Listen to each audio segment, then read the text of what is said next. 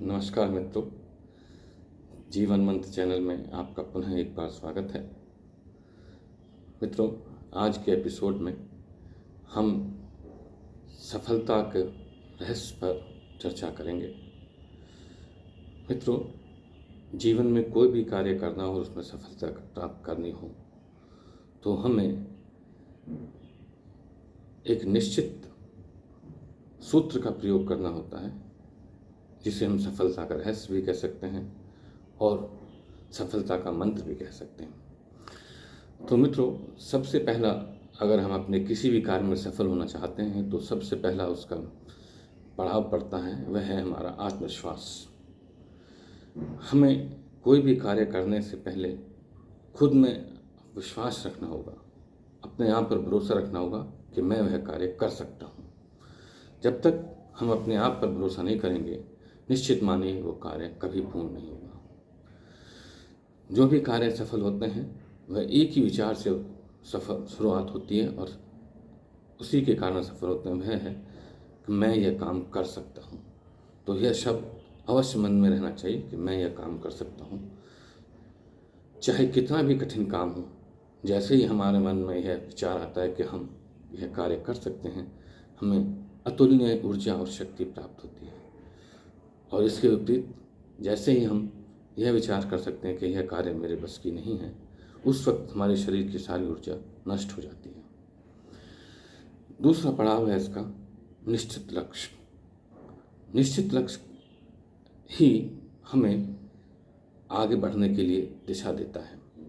अगर हमारे मन में निश्चित लक्ष्य है तो हम उस मार्ग के लिए, उस लक्ष्य के लिए तैयारी करते हैं और उस पर आगे बढ़ते हैं। निश्चित लक्ष्य ना होने से हमारा मन भटकता रहता है। उदाहरण के लिए समझ लीजिए कि हमको स्पोर्ट्स देखने, क्रिकेट का मैच देखने स्टेडियम जाना है। अगर हम यह मान के चलेंगे कि यह स्टेडियम में मुझे जाना है और क्रिकेट का मैच देखना है, तो हम उसके लिए गतिशील होंगे। और यदि यह विचार आता है कि मैच तो देखने जाना है पर क्रिकेट का देखने जाना है या फुटबॉल का देखने जाना है, तो जितने हमारे ये विकल्प होंगे वह हमारी ऊर्जा को छीन करेंगे, अर्थात नष्ट करेंगे और हमें आगे बढ़ने से रोकेंगे। तीसरा पहलू या पड़ाव है वह है पक्का इरादा। मित्रों, एक बार आत्मविश्वास हमारे मन में आ गया, हमने निश्चित लक्ष्य रख लिया, तो फिर पक्का इरादा भी अगली कड़ी है। पक्का इरादा में जो हमने तय कर लिया वो पूरा करना है। जैसे अक्सर फिल्मी डायलॉग में कहा जाता है कि मैं एक बार वायदा करने के बाद तो खुद की भी नहीं सुनता हूँ। तो वह फिल्मी डायलॉग के रूप में कही गई बात बहुत अमूल्य है। हमें भी एक बार निश्चित लक्ष्य करने के बाद में, निर्धारित करने के बाद में उसका विकल्प नहीं आना चाहिए और उसको हर हालत में पूरा करना है, ऐसा होना चाहिए। चौथा है दूरदृष्टि। मित्रों, दूरदृष्टि के लिए, अर्थात अगर हमने लक्ष्य निश्चित किया है तो दूरदृष्टि योजना से संबंधित आता है कि हम ये देखें कि हमारा जो लक्ष्य हमने निर्धारित किया है उसके मार्ग में क्या संभावित बाधाएं आ सकती हैं, कहाँ से हमें सहायता मिल सकती है, कैसे हम उसको पूर्ण कर सकते हैं, वह दूरदृष्टि है। अर्थात पूरे लक्ष्य तक प्राप्त होने तक की पूरी यात्रा हमारी नज़रों के सामने होनी चाहिए कि हम यहाँ पर ऐसा करेंगे, उस वक्त ऐसा करेंगे, जिसे योजना भी कह सकते हैं और प्रबंधन भी कह सकते हैं, मैनेजमेंट भी कह सकते हैं। चौथा है कड़ी मेहनत। हमारे पास अगर ये तीनों पहलू हैं तो अगला जो पड़ाव है वो है कड़ी मेहनत। अक्सर जो असफल व्यक्ति होते हैं वह पहले तीन काम तो कर लेते हैं, अर्थात विश्वास भी होता है, निश्चित लक्ष्य भी होता है, दूरदृष्टि भी होती है, पक्का इरादा भी होता है, पर कड़ी मेहनत नहीं करते हैं। मेहनत में वो हमेशा कुछ ना कुछ कसर छोड़ते रहते हैं। इसको आप ऐसे उदाहरण से समझ लीजिए, अगर हमारा बल्ब या ट्यूबलाइट 220 वोल्टेज पे चलता है, तो अगर उसमें हम 80, 90 या 70 या 220 से कम वोल्टेज पर ट्यूबलाइट चलाएंगे तो ट्यूबलाइट जलेगी सही, लेकिन वह हमें समुचित प्रकाश नहीं देगी और हमारा कार्य अधूरा और अपूर्ण रह जाएगा। वह न होते हुए भी न के बराबर रहता है, अर्थात उस देखने में तो उपस्थिति लगती है लेकिन प्रभाव में, परिणाम में उसका कोई उपस्थिति महसूस नहीं होता है। इसलिए हमें मेहनत भी, कड़ी मेहनत करनी है, मेहनत भी करनी है और वह भी कड़ी मेहनत करनी है। उसके बाद आता है सतत प्रयास। मित्रों, हम सभी काम पूरे कर लें, लेकिन अगर सतत प्रयास ना करें, अर्थात जब तक हमारा लक्ष्य पूरा नहीं होता है तब तक हम उसमें डटे रहें, जुटे रहें और अपना प्रयास करते रहें, उसमें कोई ब्रेक ना होने पाए।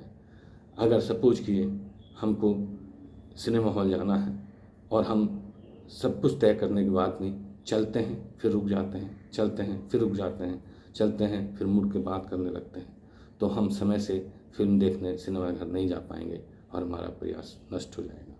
तो हमको सतत प्रयास भी करना होगा। अगला पहलू है धैर्य।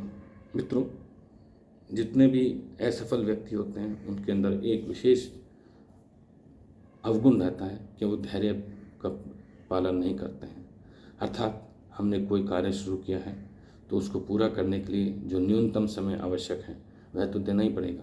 अगर हम आज बीज बोएं और कल उसका पेड़ का फल चखना चाहें तो वह तो असंभव है। हमें उतने समय तक धैर्य रखना पड़ेगा और अपने प्रयास को जारी रखना होगा। उसके बाद है अनुशासन। मित्रों, सभी चीज़ें ठीक हैं, लेकिन अगर हम किसी अनुशासन से कार्य नहीं कर रहे हैं, अर्थात एक समय को क्रमबद्ध से श्रृंखलाबद्ध तरीके से नहीं कर रहे हैं और अव्यवस्थित ढंग से कर रहे हैं, जैसे हम सिनेमा हॉल देखने जाते हैं फिल्म और टिकट लेने के लिए कभी इस लाइन में, कभी उस लाइन में, कभी इस लाइन में, कभी उस लाइन में, तो हम टिकट के काउंटर तक कभी नहीं पहुंच पाएंगे। तो हमें जिस लाइन में खड़े हैं उसका अनुशासन का पालन करना है, अर्थात हमारा क्रम आएगा यदि उसमें हम अनुशासन से खड़े रहें, तभी हम फिल्म देख पाएंगे, टिकट लेकर फिल्म देख पाएंगे। और उसके बाद है प्रतिबद्धता। मित्रों, अपना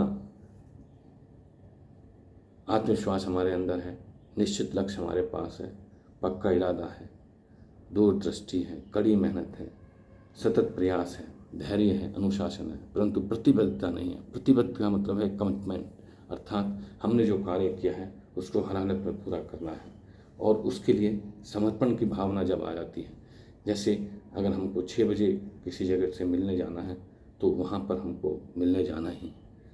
अगर हमको 10 बजे कोई कार्य करना है, खाना खाना है या ऑफिस के लिए जाना है तो वह कार्य हमको करना ही। यही है हमारी प्रतिबद्धता। जब हम इसको पूरा करते हैं तो निश्चित रूप से हमारे परिणाम भी हमारे अनुकूल ही होंगे।